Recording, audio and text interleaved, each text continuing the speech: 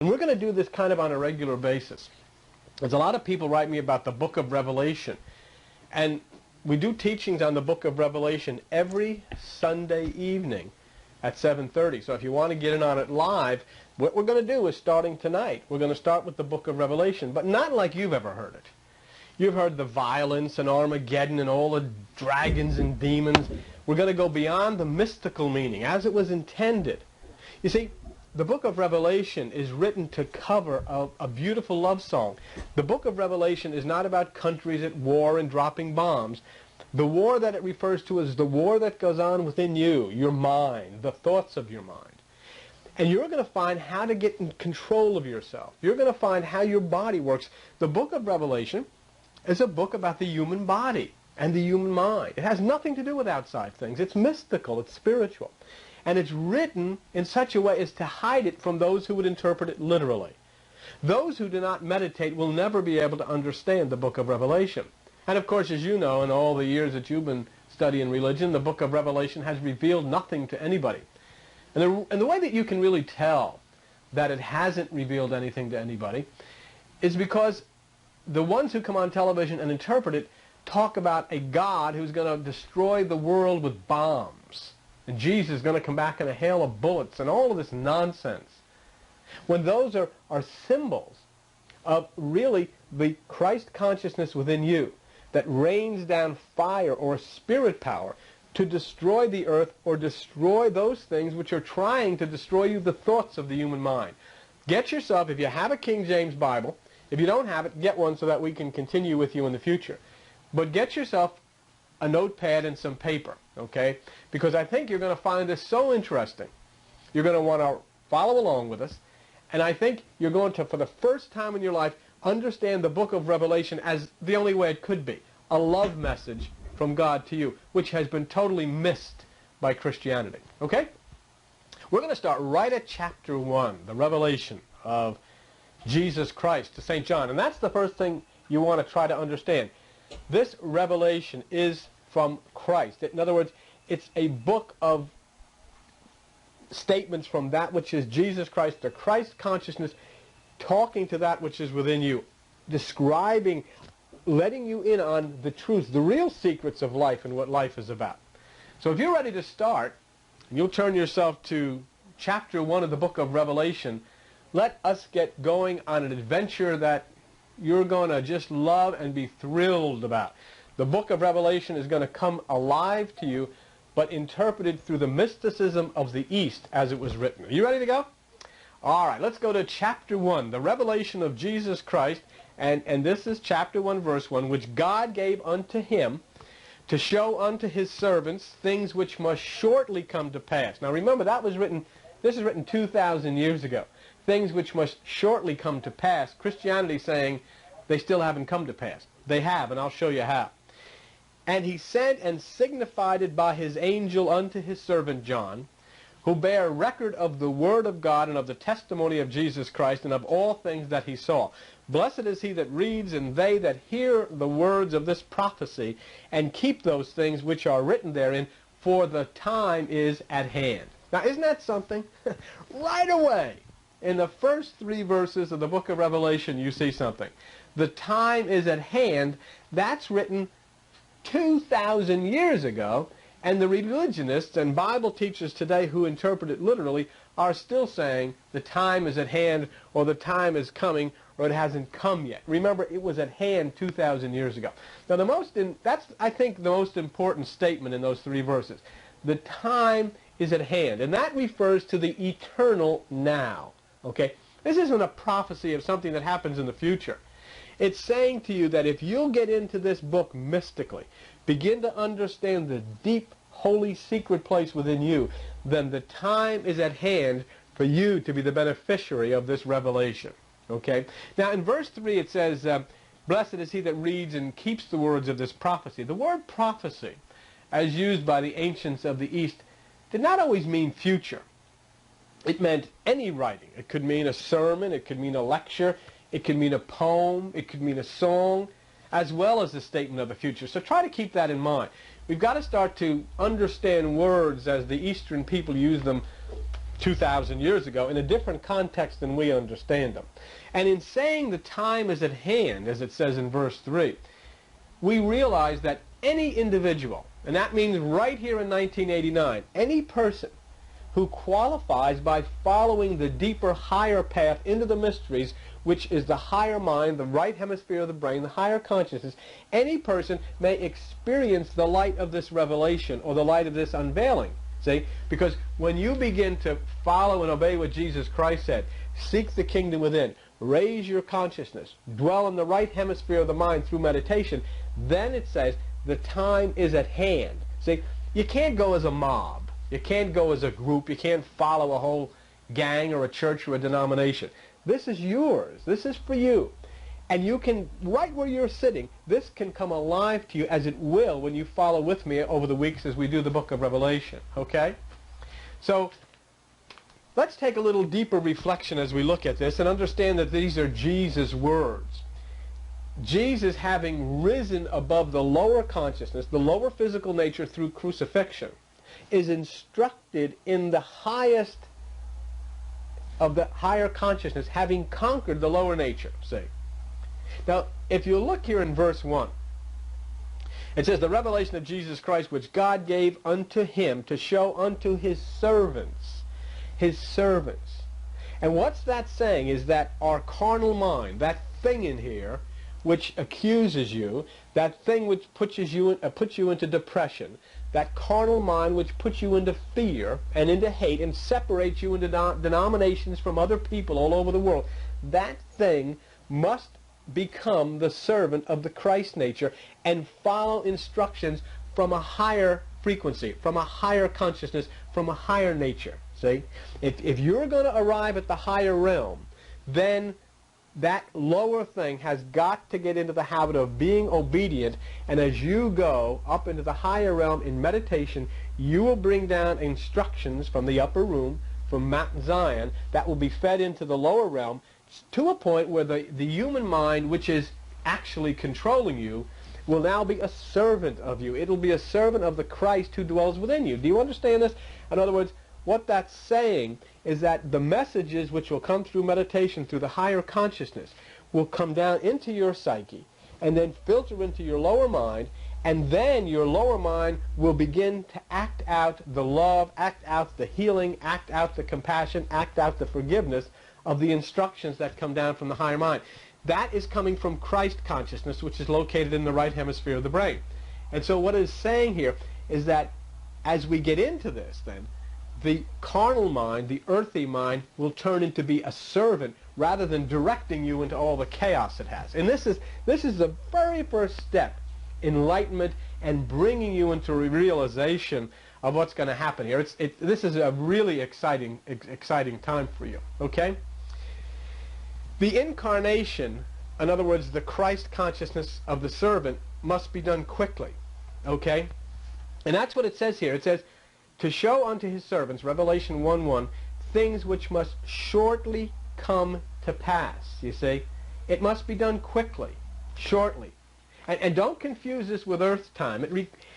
What we're talking about here, as you go into meditation, you'll find that there will be a period of time as you see the chakras come to life and as the kundalini makes its way and all of this business, which I'll explain to you as we go along in the book of Revelation, because this is something you can do right now. You can just forget about, I'm talking, this whole revelation is the words of Jesus Christ, and I'm going to explain them to you as given through Eastern mysticism, through meditation, exactly what Jesus said to do. If your eye be single, your body will fill with light, seek first the kingdom.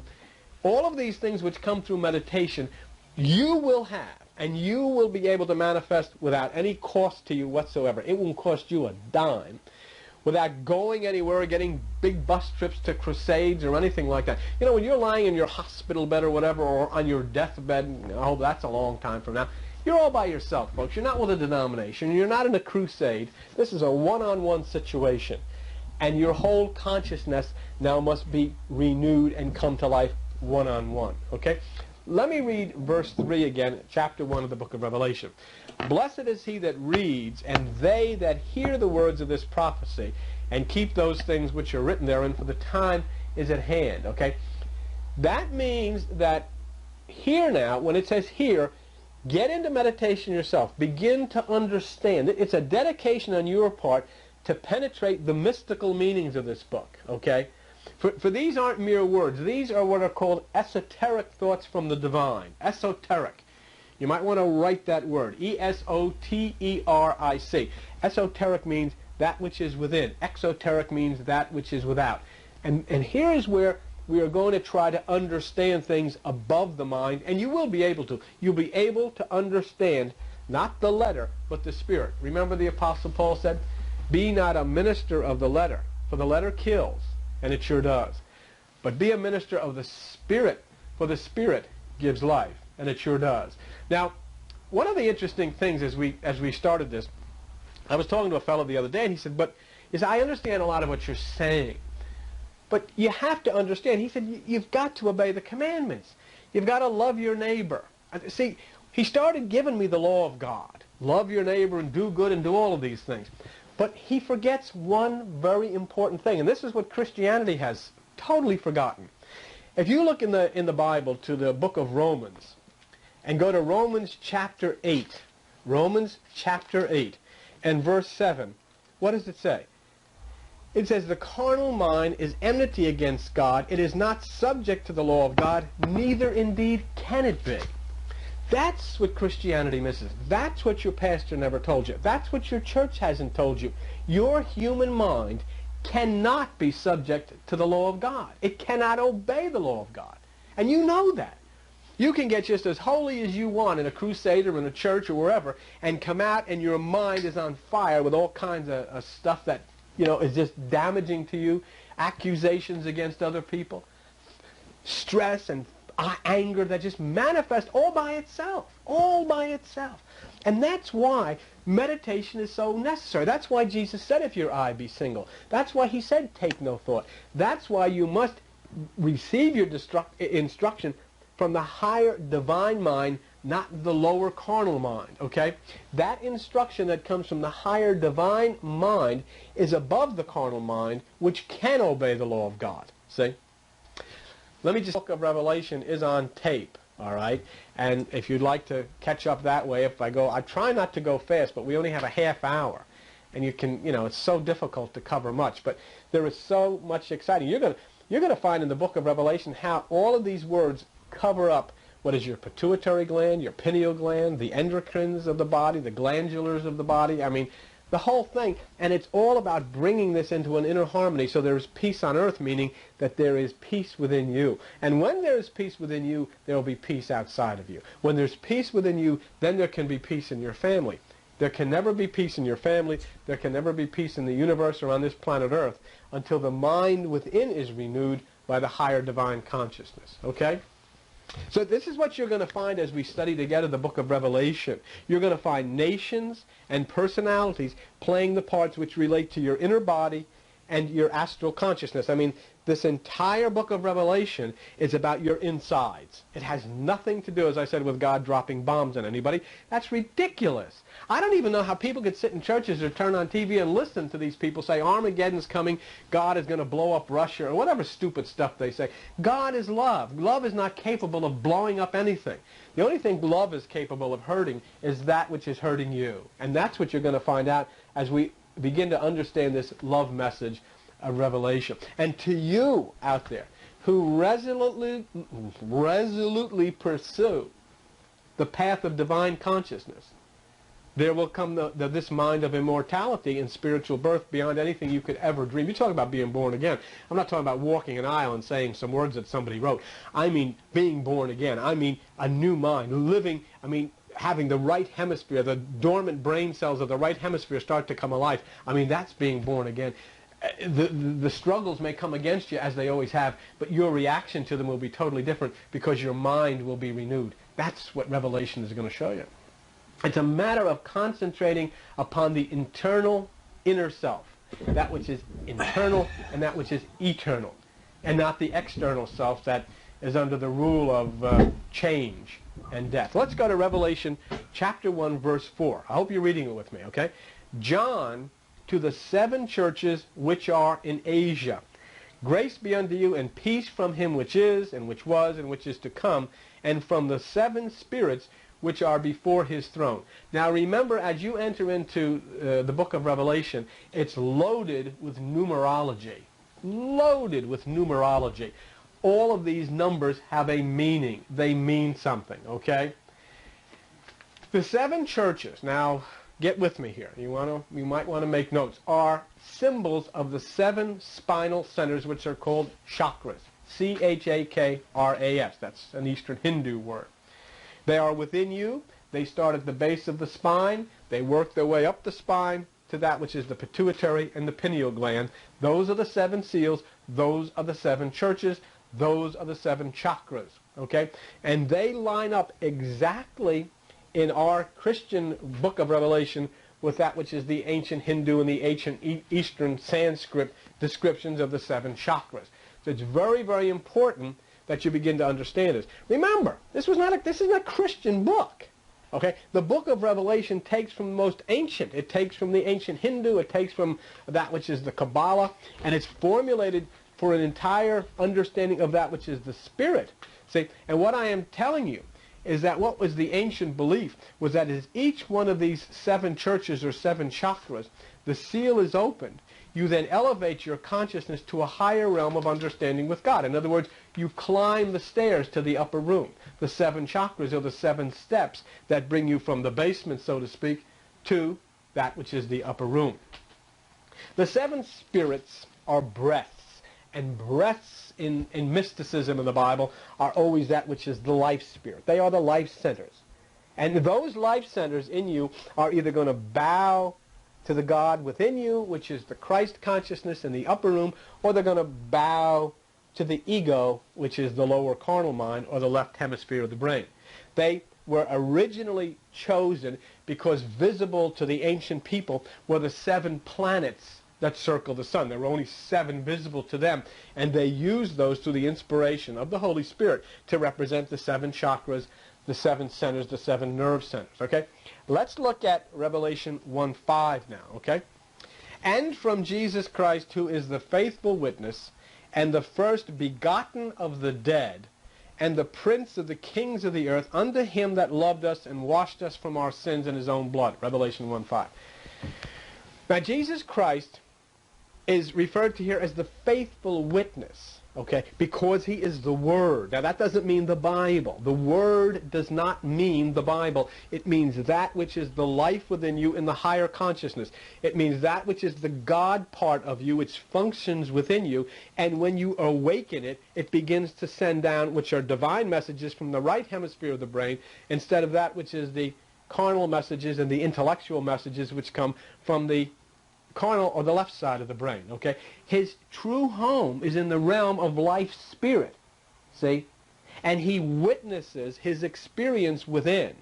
And that's what's important for you to understand, because he witnesses this as the life experience within by becoming you, you becoming him. And we'll get into that a little further down the road. Remember, Jesus said he could do nothing, but the Father within him did the work. And the same Father is within you, and the things that he did, you can do, and you can do greater things. Understand something, that Jesus referred or called that which is the right hemisphere of the brain, because he sat at the right hand of the Father. The right hemisphere of the brain, he called Father, okay? Father is not a person. Father is that which is within you. In John 14:23, it says that if you chose this pathway, he and the Father would dwell within you. Christ consciousness in the right hemisphere of the brain is Jesus and the Father dwelling within you, making that triumvirate of love and peace. Now, where it says in Revelation 1:5, he's the first begotten of the dead, that means the firstborn, opening up to us, the Gentile, or that which is the non-circumcised, the firstborn from the flesh to the higher domain, by the willingness to yield the five senses or total being to God. That is the awakening of the dormant intuition of man to divine intuition. Those five senses, okay, are sight, taste, touch, smell, hearing. Something will get you in trouble. Something will get you into a depression. You may see something. You may hear something. You may taste something. You may smell something. You may say something. Whatever. Those five senses, if they are under the control of the carnal mind, then you're in hell. When they come under the control of the divine mind, you're in heaven. That was the creation of Lucifer. Lucifer means bright star. There was no man named Lucifer. He was not a person per se.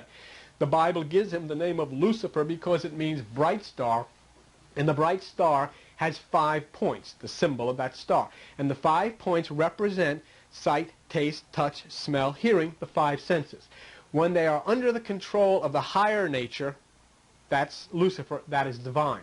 When they are under the control of the ego or the flesh, then that is Satan, that is carnal, okay? So therefore, when Lucifer, allegorically in the Bible, yielded the 5 senses from God to the higher mind to the lower mind, he became Satan, okay? Now, if you remember, it's the same story that we see in the book of David and Goliath. When David went against the beast, which was Goliath, what happened? The entire armies of Israel couldn't touch Goliath. That means all of religion couldn't move. They couldn't touch the beast. They just stood there. What could they do? A child comes. No religious background, no affiliation with any religion. And we know this because when the child David came, Saul said, here, you've got to put on my armor. And David tried it on. He said, I can't move in this stuff. In other words, I can't be this religion or that religion or this religion or that religion because it's hindering me. I can't be free. I can't be free to understand. I can't be free to mix into the things of the world. I can't be free to embrace that which is all mankind. He said, I can't do this. I got to take your armor off. I can't follow your rules and regulations. And when he did, then David scooped up 5 smooth stones. They represent sight, taste, touch, smell, hearing. He had to take all 5. If he had only taken 4, he could have left taste, and it could have been something he drank, something he ate. It could have been alcohol, whatever. You know what I'm saying? And when he took that one stone with the builders rejected, that's that one stone, that's the pineal. Bang, he hit the beast where? In the forehead. The sign of the intellect. Oh, brother. And then Jesus took the 5 wounds, and he who was Jesus became the Christ, and that is submitting the 5 senses to what? To that which is the divine crucifixion. You're going to be back with me in a couple weeks when we continue Revelation? It's really neat. Listen,